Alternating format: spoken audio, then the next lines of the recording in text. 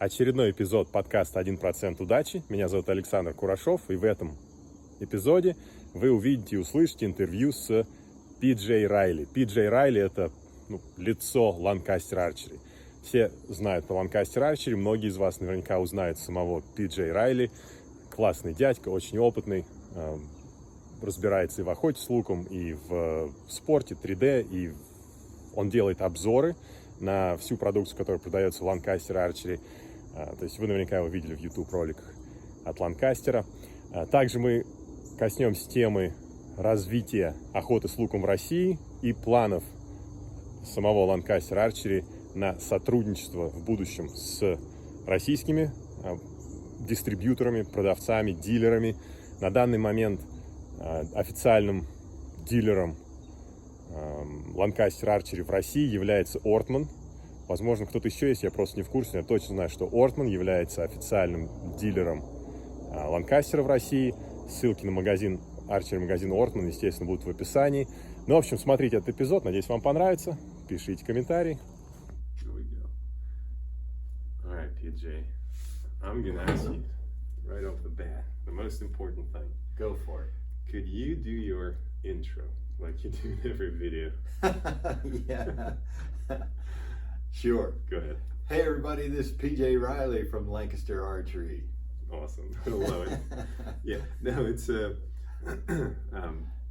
last time we got together a couple of years ago, and I know that a lot of archers and bow hunters, mostly target archers in Russia, were aware and familiar with the Lancaster Archery. So 2 years went by, a lot of changed as we talked about bow hunting becoming legal in Russia.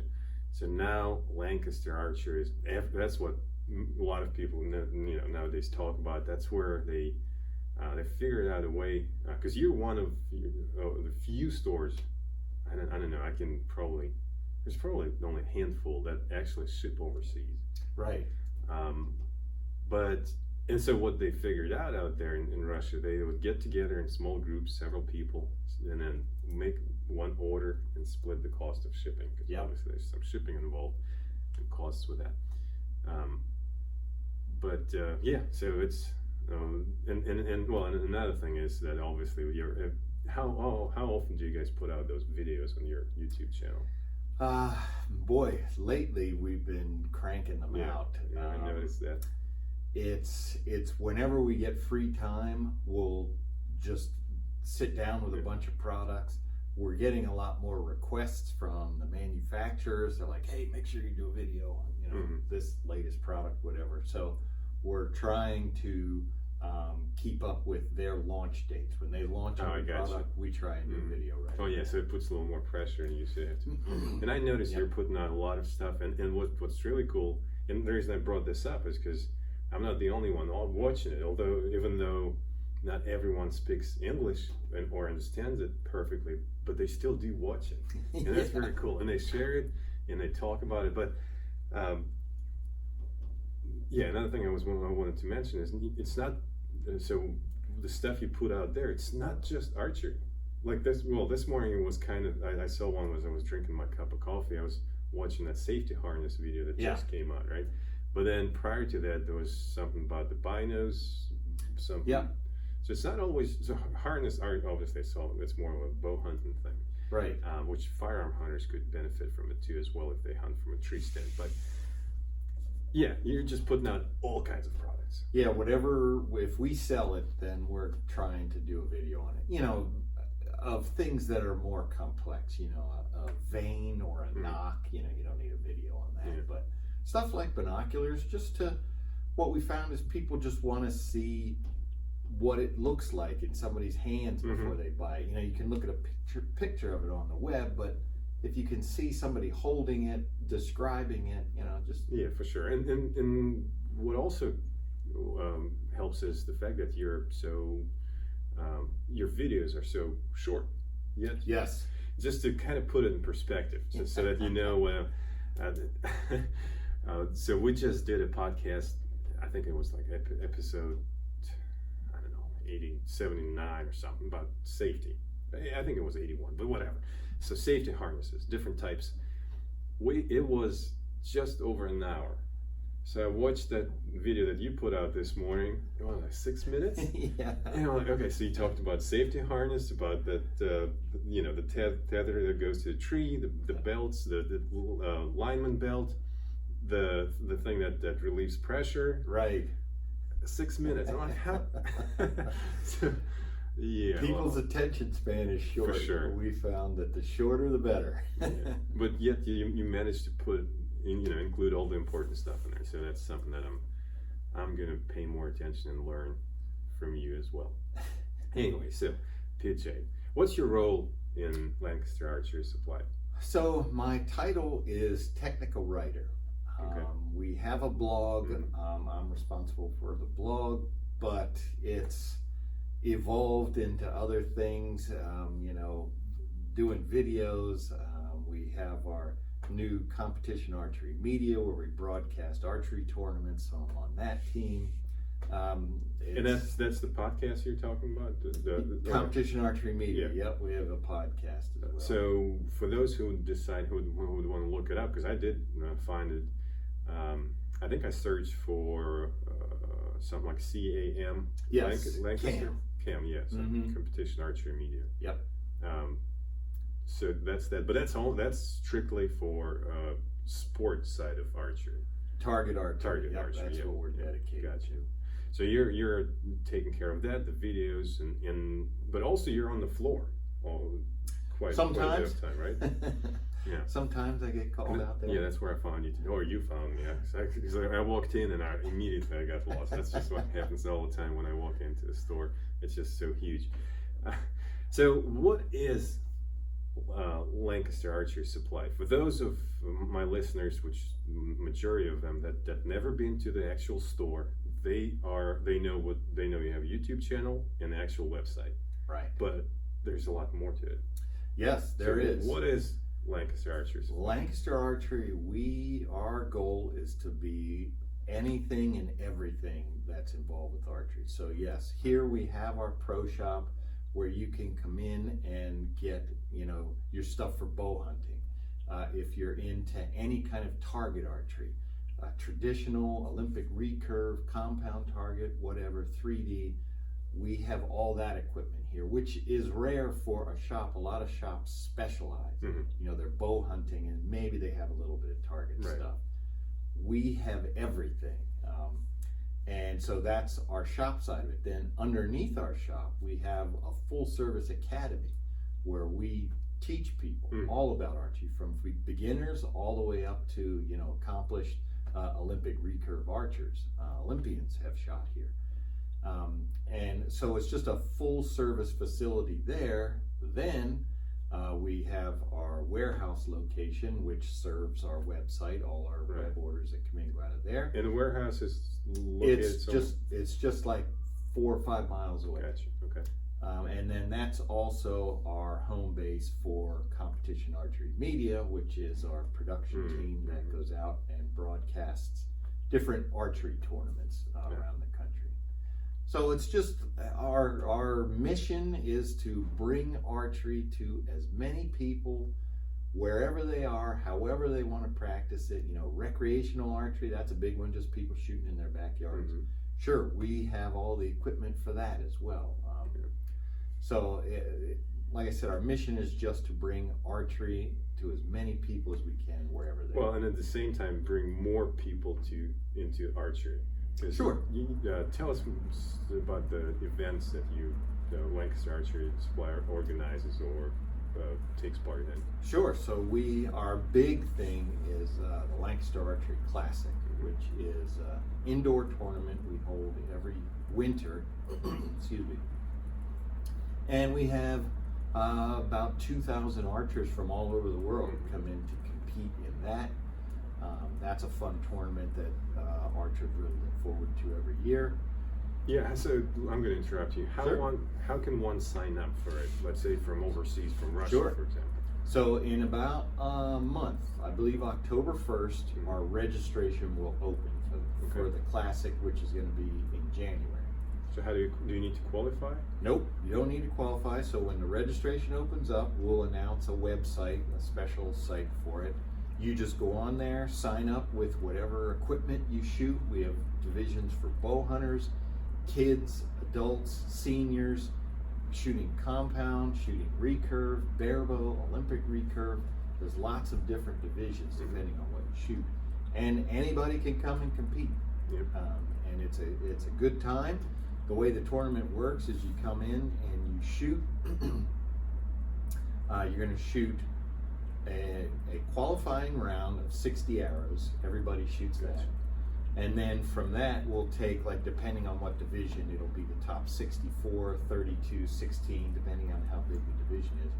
Then those people get lumped in and they shoot head to head against each other until we whittle down the field to about 8 or 4, and then that's what we broadcast live. Yeah. These people come in and they shoot head to head, one-on-one on the big stage. We got lights on them. It's a big production. Do you have, how many foreign or international participants do you usually have? I couldn't put a number to it, but it's a lot. Yeah. I mean, there's people from at least a dozen different countries, and we'll get the best in the world. Mike Schlosser, Stefan Hansen, Tanya Jensen. A lot of those Europeans will come over here and shoot, and Mike Schlosser has won this tournament once or twice, at least once, maybe twice. But then you're saying that there are different categories, so yes. So our listeners who might not be as good as, some people you mentioned, they can still participate and they can still in a certain category that they can still try their luck. Absolutely, and what's unique about it is you can come in and be standing on the line right next to the world #1 archer. Yeah. You're both shooting together. Yeah. So it's a lot of fun. Now, okay, so it's all great when it comes to the target archery part of it. What about bow hunting? Do you have anything? So bow hunting, we have bow hunting instruction classes here.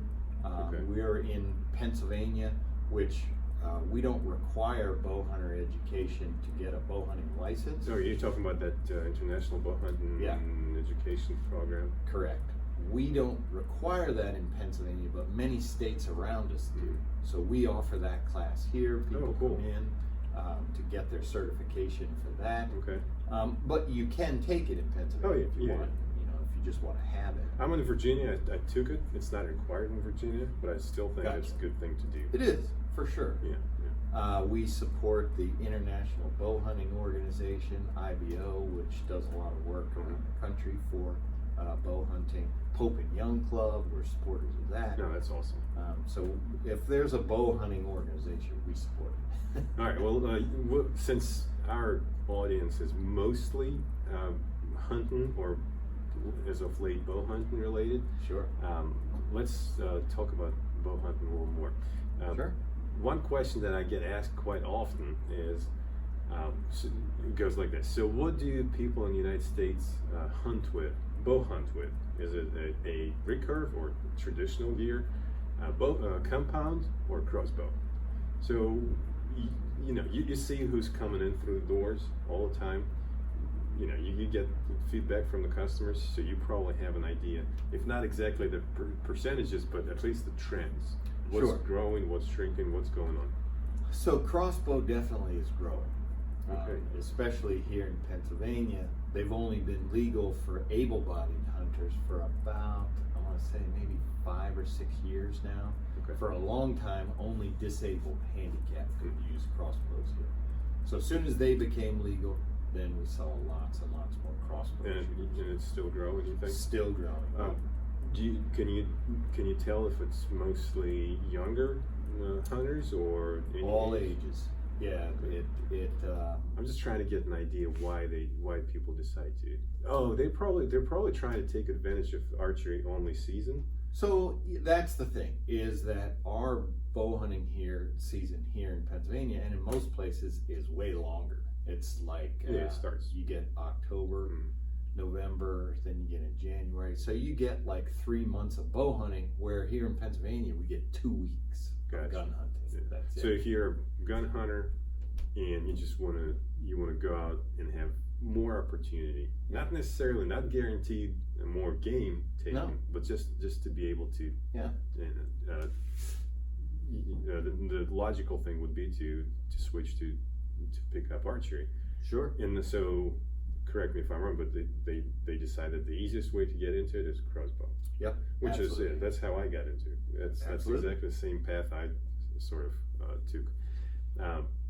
All right. So what about compounds versus traditional? So then they get into it, and whether it's crossbow or whatever, if they're compound archers, they may hunt with that for a long time, and then people just get this itch. They're like, well, I want to do it like the Indians did it. You know, I want to do it with a recurve.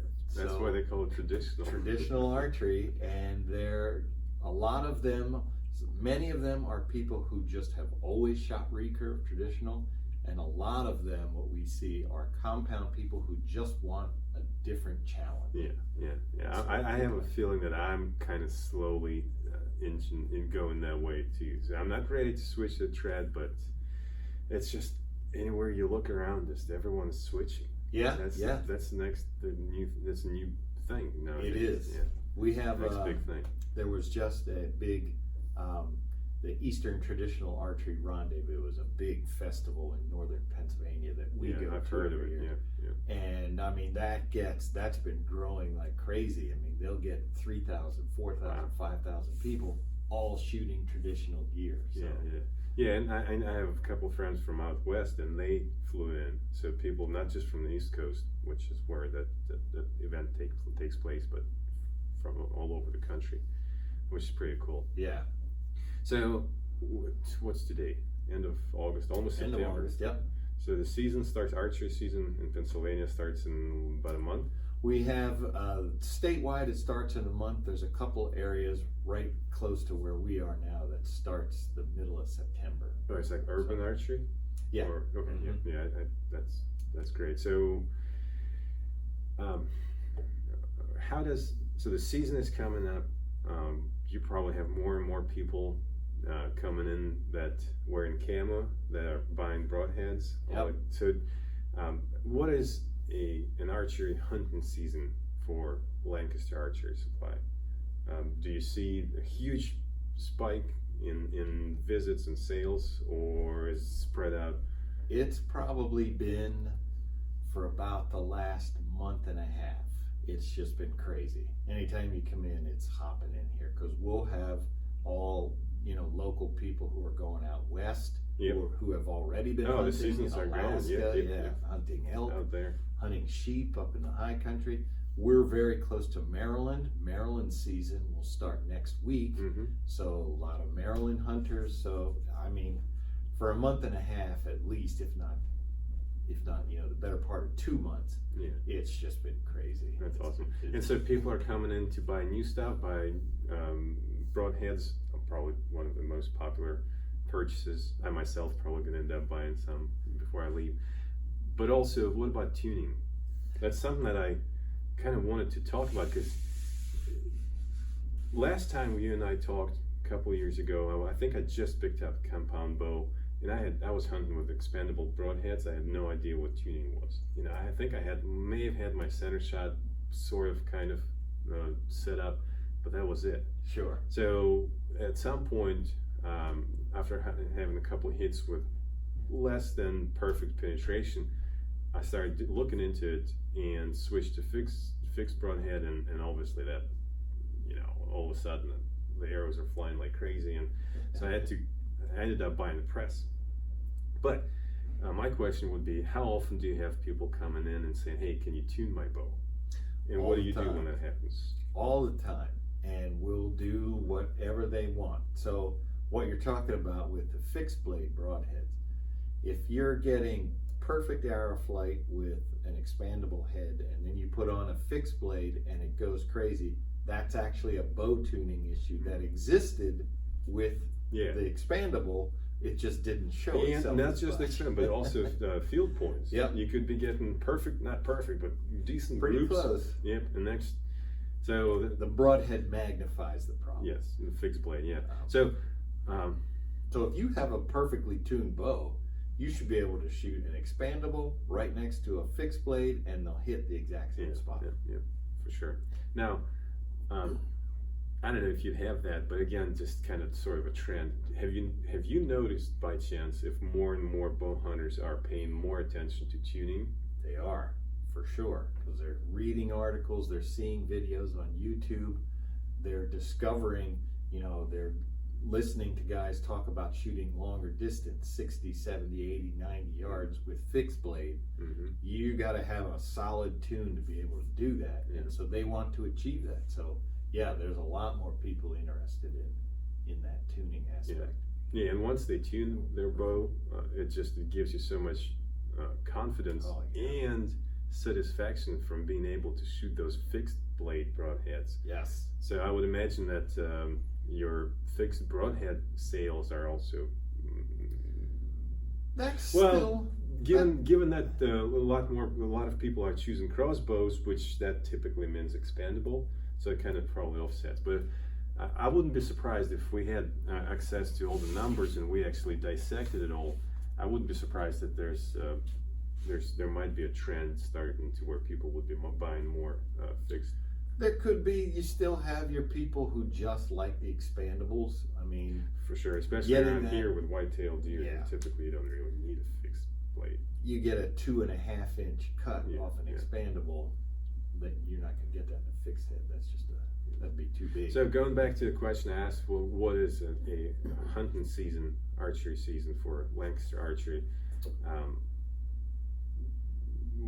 When does it? So now it's for a month or so, a couple months maybe, it's been going up. So when does it start to die down? It won't die down, because then we'll all fall. It'll be busy, while the season's in, and then it kind of leads right into Christmas, which keeps the business going. Yeah. So we really won't see a slowdown in hunting business probably till about January when it switches to target. Gotcha. Yeah. So bow hunting, as it turns out, as we just found out, it definitely contributes to the whole archery industry, and it keeps it going. Yes, seasonally, because and seasonally is mostly because not everyone is as what's the word? Not diligent as they should be, because if you're a bow hunter, you're supposed to be practicing all year round, right? Yes. So, but unfortunately, some people take out their bows 2 weeks prior to the season and find out that something's not quite right, and then that's why you get slammed and start get so busy.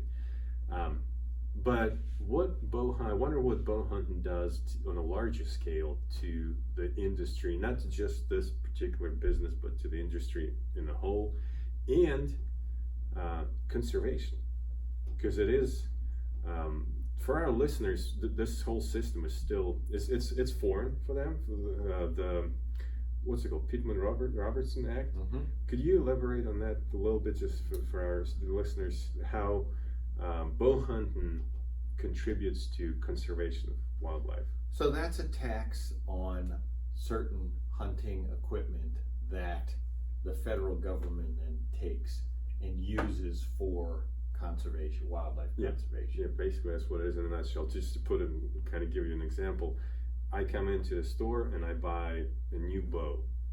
There's a certain percentage built into that cost that actually the manufacturer, right? The manufacturer pays that percentage. Well, it comes out of my pocket, right? In the end, which I'm a hunter. I'm out there, trying to take game, but that little percentage, and it's a small percentage, goes through the manufacturer, goes to the federal government. Then from there, it gets distributed between states, and the states must spend it on conservation efforts. Right. So, which in turn increases my hunting opportunities, increases big game and small game population, and gives me even more, better chance of getting game and more opportunities to go out there. So it's just this whole circle that the system seems to work flawlessly. Yeah, and everybody benefits. Exactly. Besides the hunters, there's people who like to just go look at animals. Yeah. Well, thanks to hunters, they're out there. Yes, because we shouldn't forget about all little animals that are not considered game species, yet they also benefit from habitat improvement. Absolutely. It's not just about deer and turkey. There are tons Right. of little songbirds and insects and so on and so forth. I was just reading this magazine that I got in the mail the other day. There's a report on how much money is being collected in that Pittman-Robertson Act fund every year.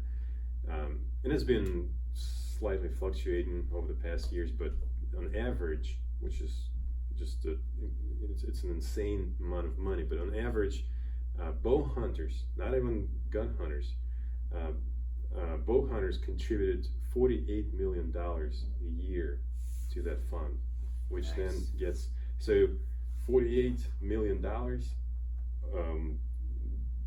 given that we have some states like Rhode Island, right, which is tiny. Yeah. So if we take that 48 divided by each state on average again gets $1 million.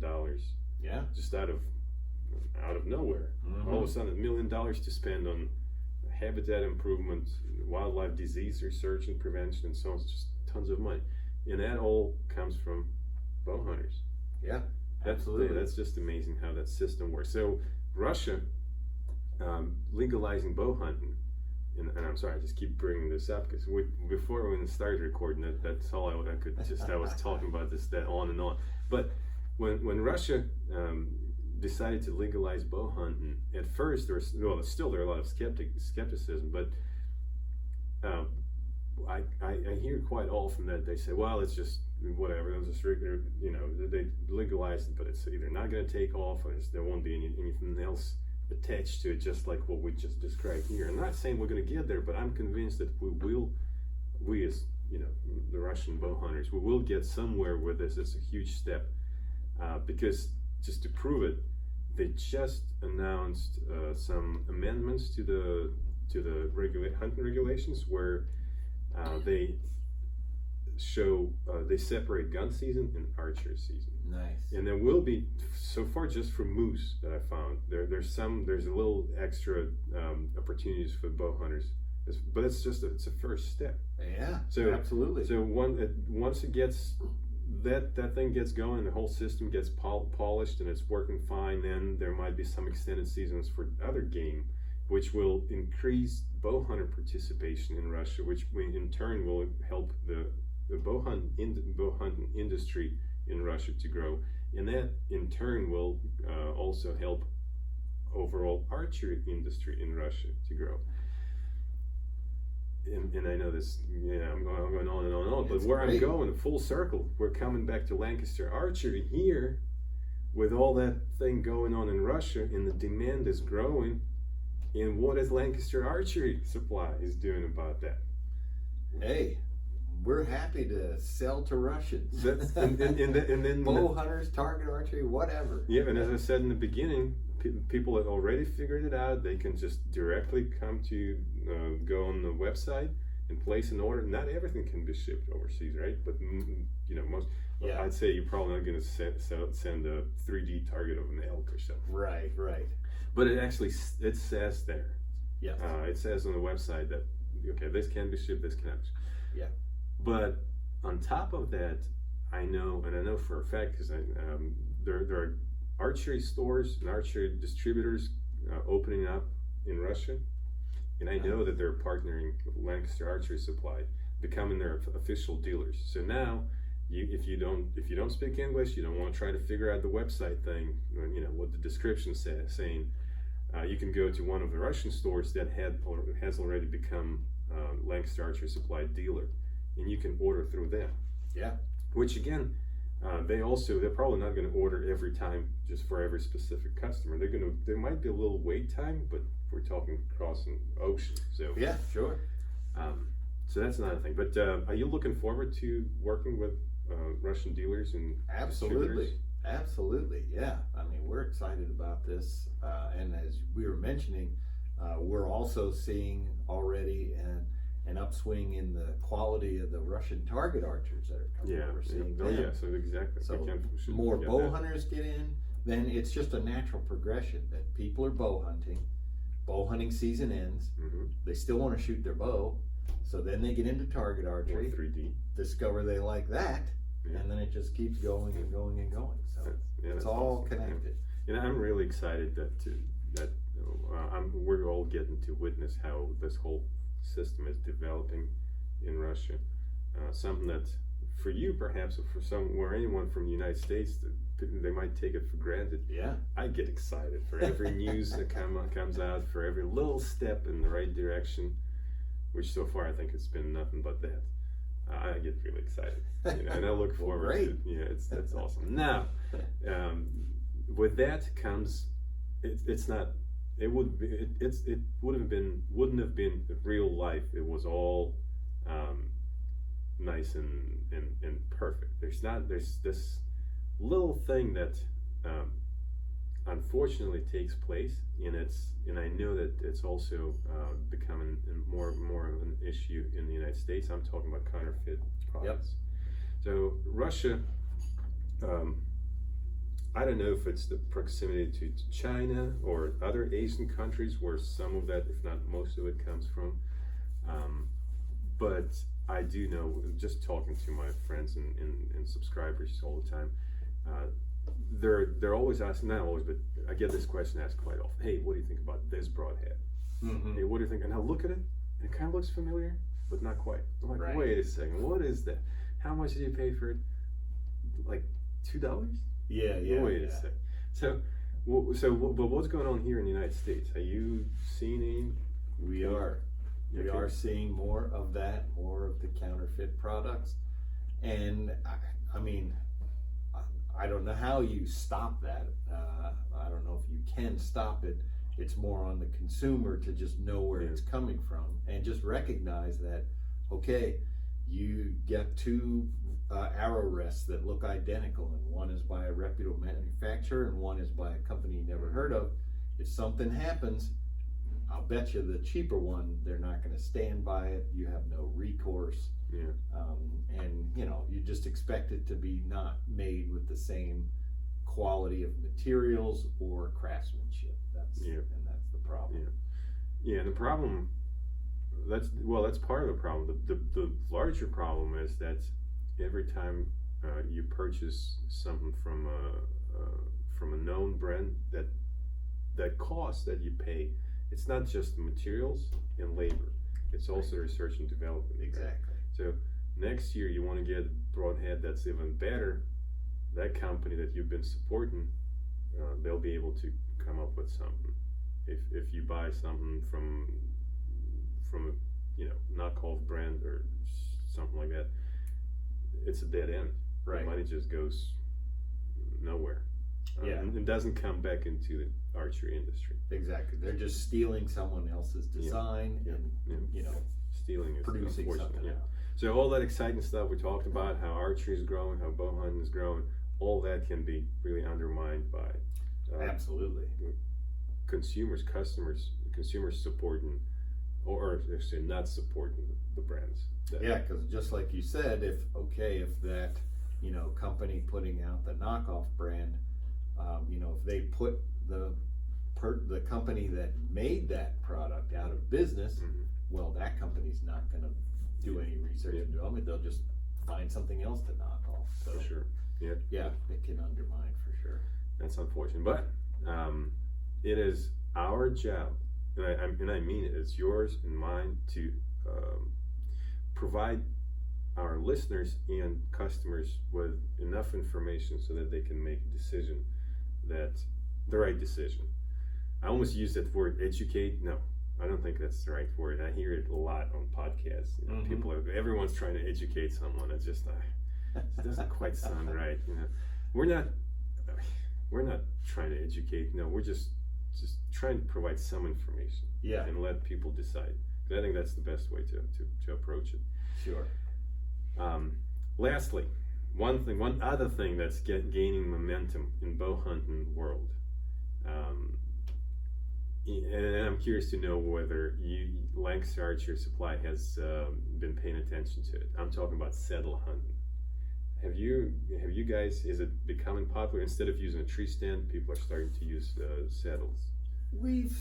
I wouldn't say I see a lot of that. there are some people who do that, but I wouldn't say I see that growing. That's me personally. I haven't heard a lot of people getting into that. I've played with them a little bit myself, and it's, for me personally, it's just not comfortable. Right. Yeah. But I know they're out there, and I am guessing that some more people are using it. We don't see that here. Well, if the demand is going to continue to grow, what are the odds of you picking it up and offering? Oh, if that's something that there is a demand for, I would imagine we would get into that. We wouldn't have any problem with that. Yeah, I think it's public land hunters are starting to notice it, but also I don't consider myself public land hunter. I'm more of an urban archer, because it's quite often that I bow hunt, and I can see, especially in the winter, I can see the house out there. Yeah. So that I don't have to leave my tree stand there. Not every homeowner wants to have it, set up in the backyard. Sure.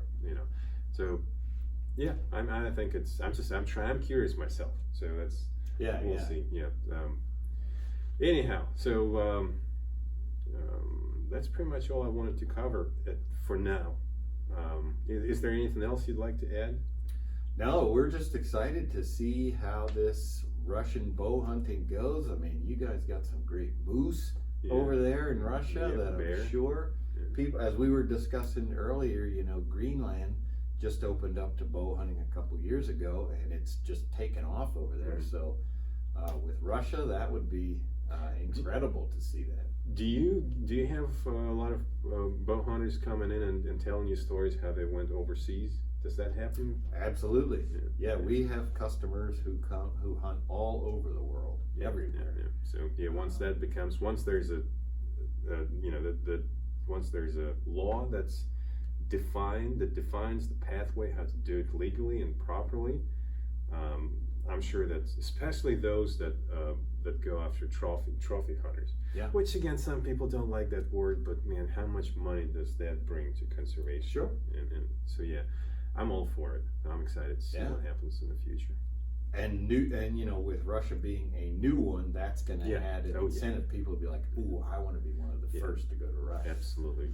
I want to be the first one to take a brown bear over there on Kamchatka somewhere with a bow. Yeah, that's going to be. And I know people over there, the outfitters, will try to take advantage of it in a good way. Meaning, they will try to make money off of it, but the customers, their guests, will be willing to bring their money.